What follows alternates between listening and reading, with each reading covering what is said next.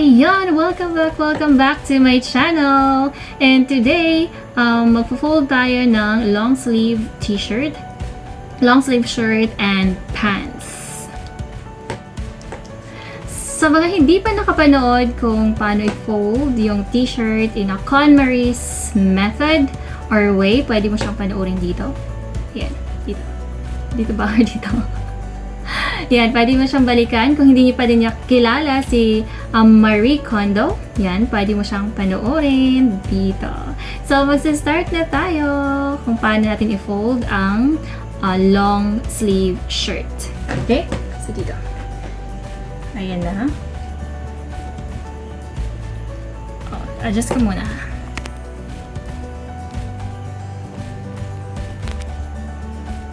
Ayan. So, meron akong long sleeve dito. So, once again, so, meron kasi ibang t-shirt na may mga print siya dito, lalo na pag iba't iba yung kulay. So, para malaman natin kung ano yung design sa front, so, we have to face it down. Ayan, para makita natin yung design sa front niya. Face it down. And again, fold it into third. Actually, ang pa-fold ng long sleeve ay same lang naman sa short sleeve t-shirt. Ang kaibahan lang ay yung long nga siya. Long sleeve nga siya. So, pwede mo siyang ganito kasi pantay lang naman. Or kapag long talaga yung sleeve niya, pwede mo siyang i-fold na pa ganito. Ayan. At ganyan. So, ganyan siya. Okay? So, anyway, again, same lang naman yung ano niya. Yung length ng sleeve at saka ng damit. So, fold it again into third. And there you go. Ayan. And fold it almost half. Leave a bit space dito sa neck banda. Then, fold. And fold it again. So again, pag tatayo siya, then you're doing it correctly. So it depends naman kasi kung ano kahaba yung drawer ninyo. So actually, pwede siyang 2 beses lang. So again, pag mahaba yung drawer nyo, pwede nyo siyang i-fold into half lang. Ganyan. Pwede na yan. So, ganyan. Okay, sa akin naman mas gusto ko yung maiksi lang. So, fold it into half, then fold it again. So, yan. Mas organized kasi pag ganun. Okay, let's mag-fold tayo ulit ha.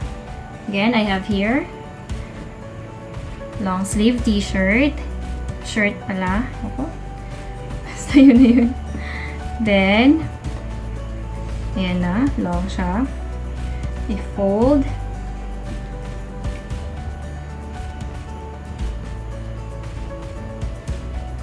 Then, fold it again. Ito na lang.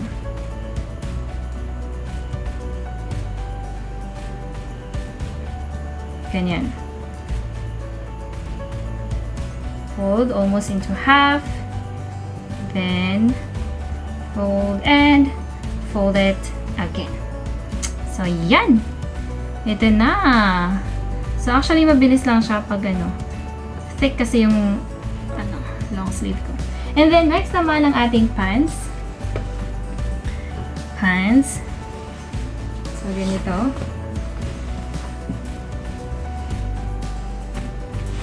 So i-fold siya on top of the other. So diba sa pants naman talaga meron siyang sobra dito banda. I-fold natin siya ng konti. Yan. Kung nakikita nyo. And fold it again, leaving a bit of space dito sa basta dito banda. Yan. Fold.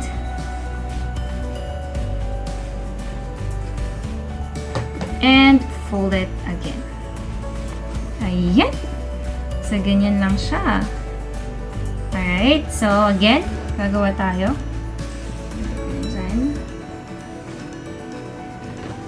pants.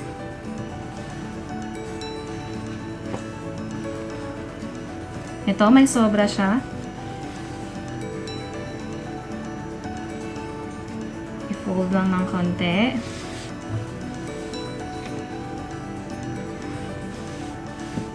Ayan. May medyo sobrang konti sa may bewang. Bewang ba yan? And fold. And fold it again. There you go. Yan lang. Again, pag tatayo siya, then it's perfect. Ganyan. Ganyan lang siya, guys. Kabilis. Diba? Napaka-organized pa. Ganon. So, there you go. Alright, so that's it. That's it. Ganyan lang kadali mag-fold in a Konmari's method or way, or Marie Kondo's way of folding clothes. So, I hope guys na may natutunan na naman kayo ngayon. And comment below kung ginagawa nyo na ba yan, or if you have other way kung paano i-fold yung mga clothes ninyo. So, thank you so much for watching, and I hope again sa mga hindi pa nakasubscribe dyan, please consider subscribing my channel para sa iba ka bang videos. Thank you so much, and God bless everyone.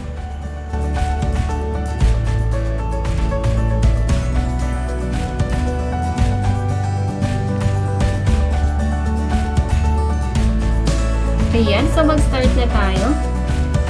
So, magsa-start tayo sa short sleeve t-shirt. Yan. Just face it down. And then, just fold it into third. So, third half. And also, on the other side, fold it into third. And then, sleeve. And then, fold natin siya into half. Leaving a bit space. Dapat medyo may maliit na space sa neck part niya. And, fold. And, fold it again. Ayan. So, kapag tatayo daw siya, which means that you're doing it correctly. Ayan na! So, that's it. Next, try tayo na ulit. Another one is ito. Again. So, yan ha. Yan siya. So, fold it into third. Fold it yung sleeve. Ito siya. Then, fold it into half. But again, lagyan ng space. Konti dito sa neck. Actually, you can do it the other way around. Pwede ding dito. Ayan. Pareho lang din. Then, fold it. Ayan. And, fold again. So, yan. So, once again, magtatayo siya, then, it's perfect. Yan na. Then, next. Isa pa.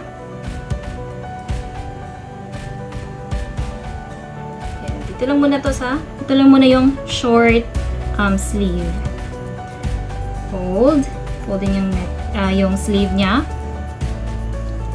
Then, fold. There you go.